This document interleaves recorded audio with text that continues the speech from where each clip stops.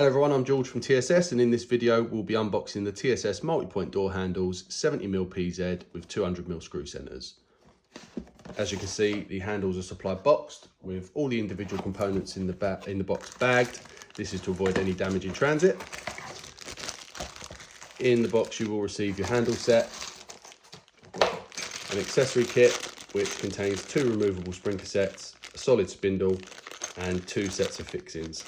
One long set and 1 short set.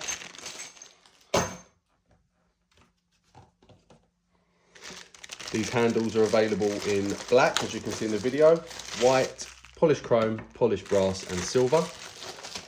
The polished brass, polished chrome and silver are all salt spray tested to 240 hours, and all of the handles are cycle tested to 50,000 operations. I'll go over the measurements with you now.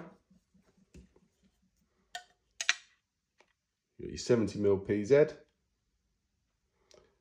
and your 200mm screw centers. Overall backplate is 250mm with a width of 34mm. Top screw to the center of the spindle is 70mm. Base of the euro to the center of the bottom fixing is 35mm.